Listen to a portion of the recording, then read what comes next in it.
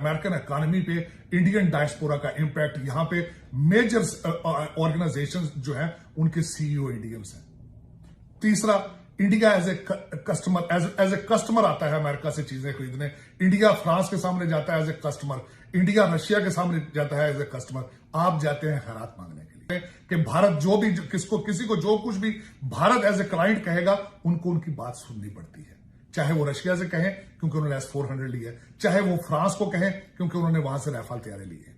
आप आइसोलेटेड क्यों हैं? आप फकीर हैं। हमें तो एक लात मार के निकाला है उधर से, हमें तो बेइज्जती करके हमें उधर निकाला है। बात नहीं करते, फोन नहीं करते, सुनना नहीं चाहते। अगर आप समझते हैं कि पॉलिटिकली और डिप्लोमेटिकली रूस जो है वो हमारे साथ इतनी दोस्ती दिखाएगा कि हिंदुस्तान को इतराज हो, वो नहीं होगा।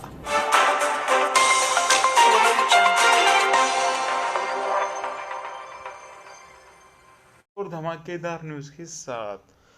जी हाँ दोस्तों, आप इस वीडियो में देख पाओगे पाकिस्तान मीडिया फिर से रोने लगा है। भारत जब दूसरे देशों की जाता है तो एक एज अ कस्टमर जाता है, और एज अ कस्टमर से ही उधर के देश के लोग भारत का अच्छे से समाधान करते हैं, भारत को सर पे बिठाते हैं, भारत की हर सेवा और भारत जो कहेगा वो करने के लिए रेडी हो जाते हैं। जबकि जब पाकिस्तानी जाते हैं तो पाकिस्तानी एक भिखारी की तरह जाता है, चंदा मांगने जाता है, जिस वजह से पाकिस्तान की कोई औकात नहीं है। कुछ इस तरीके की बातें पाक मीडिया ने इस वीडियो में कही है दोस्तों।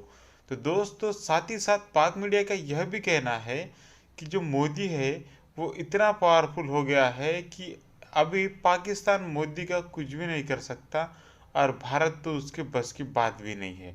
तो पूरी जानकारी के लिए आप इस वीडियो को लास्ट तक जरूर देखिएगा, यह बहुत ज़्यादा इंटरेस्टिंग होने वाला है। हम आपको मिलेंगे नेक्स्ट वीडियो के साथ नेक्स्ट डे पर। धन्यवाद। सामना करना पड़ेगा, उसको नफ़े और नुकसान का बहुत अच्छा अंदाज़ा है, उसको इल्म है। वो कहते हैं कि अगर हम बातचीत में कामयाब हो जाएं तो नरेंद्र मोदी तो 1 महीने में पाकिस्तान आ सकता है।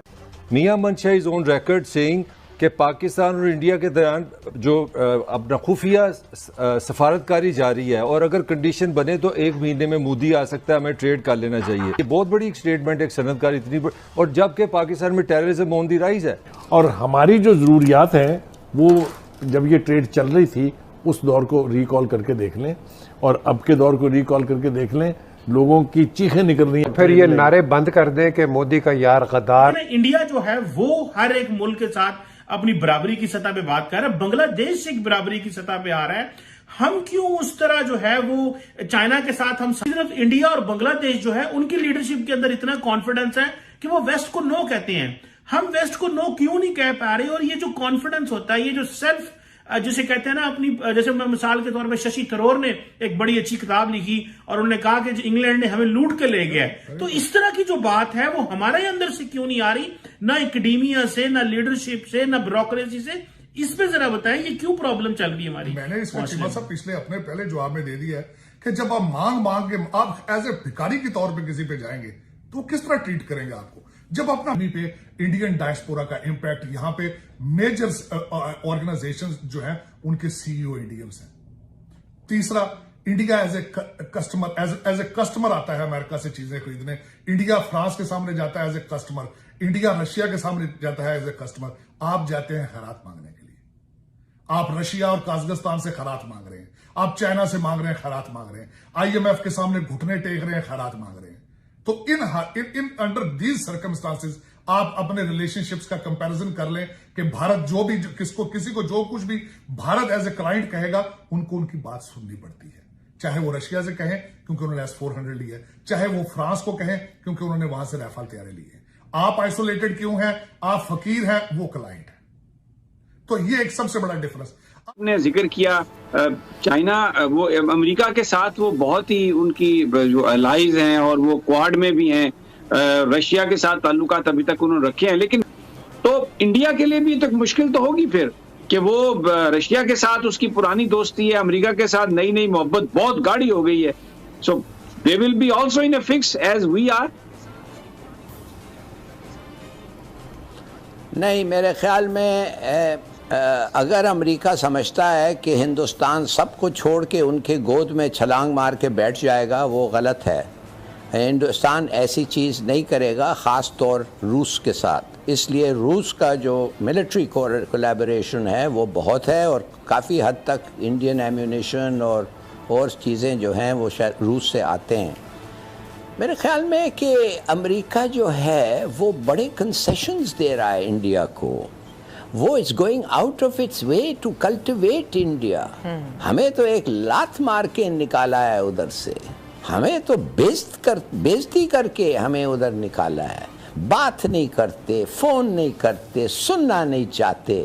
और ये भी जो इन्होंने दावत दी थी, पाकिस्तान में तब्दीलियां आई हैं, उसके बाद हम देखते हैं कि जो बलूचिस्तान में मामलात खराब हुए हैं। एक तरफ तो हमने बाढ़ भी लगा ली, दूसरा यह है कि बाढ़ लगाने से हमें यह था कि वो दहशतगर्दी रुक जाएगी, लेकिन वो ऐसे पता चल रहा है कि ये हम जो है वो बाढ़ पे डिपेंडेंट नहीं है। जो दहशतगर्द हैं उनको ना इस चीज की परवाह है कि बाढ़ लगी है कि नहीं, वो अपनी कार्रवाई कर रहे हैं। तो क्या वो तालिबान तारड़ साहब जिनके ऊपर हमने इतना बैंक किया, उनके ऊपर रिलाय किया, उनसे हमने नारे मारे, इस्लामाबाद में, पाकिस्तान में बड़े हम खुश थे कि जनाब वो क्या हुआ, और इमरान खान साहब ने तो आपको पता है कहा था, और इससे अमेरिका और हमारे जो वेस्टर्न इत्तेहादी बड़े नाराज हुए जब उन्होंने कहा कि तालिबान ने जो है वो जुल्म की और वो जंजीरें जो है वो तोड़ दी हैं और वो आजाद हो गए हैं आज। तो ये वो लोग जो हम पे हमले कर रहे हैं वो तो अफगानिस्तान में बैठे हैं तारड़ साहब। अभी तो अमेरिका भी नहीं है जिसको हम क्रिटिसाइज कर सकें, अभी तो वहां रॉ भी उस तरह मौजूद नहीं है जिस तरह हम उसको गो के ISPR ने ये कहा है कि वहां रॉ और जो है अफगानिस्तान में लोग मौजूद हैं। लेकिन तारड़ साहब इसका क्या सोल्यूशन है? इस वक्त ईरान, कतर और भारत आपसे ज्यादा आगे भारत अफगानिस्तान में चल रहे हैं। आप इक्तिसादी तौर पे ऑलमोस्ट बैंकरप्सी के किनारे पे पहुंचे हैं। इंडिया उनको गंदम दे रहा है। इंडिया के $3 बिलियन की इन्वेस्टमेंट है। इंडिया के 400 वहां पे सोशल प्रोजेक्ट्स चल रहे थे पहले, और अब भी दोबारा वो जाएंगे, वो कर रहे हैं। और जिस तरीके से मैंने कही, मेरी ओपिनियन नहीं है, शायद मैंने आपको कहा था पहले भी, ये डॉन के अंदर एक हफ्ता पहले आर्टिकल छपा था कि ईरान, कतर और भारत हमसे ज्यादा आगे बढ़ रहे हैं। बातें चल रही हैं कि अमेरिकन जो हैं वो दोबारा आ रहे हैं, और जो CPAC के प्रोजेक्ट्स हैं खासे उनकी स्पीड रिपोर्टेडली स्लो हो गई। तो यू थिंक चाइनीज, क्योंकि जो मीटिंग इमरान खान साहब की चाइना के प्रेसिडेंट से है, फिर बाद में प्राइम मिनिस्टर से भी है, तो विल यू थिंक बहुत कैंडिड एंड ओपन डिस्कशन? पहली बात तो ये है समी साहब कि क्या ये दौरे में बायलैटरल मैटर्स और CPEC रियल अर्नेस्टनेस से डिस्कस होगा कि नहीं, ये पता। अगर आप समझते हैं कि पॉलिटिकली और डिप्लोमेटिकली रूस जो है वो हमारे साथ इतनी दोस्ती दिखाएगा कि हिंदुस्तान को इतराज हो, वो नहीं होगा। लेट्स नॉट फॉरगेट, हिंदुस्तान और रूस पुराने दोस्त हैं और उनका पुराना ये है। और इसी कुछ चंद दिनों पहले, चंद महीने पहले, वो $4.5 बिलियन का उन्होंने डिफेंस सिस्टम लिया है S-400 रूस से। तो वो ऐसा कुछ नहीं कह रहेगा विच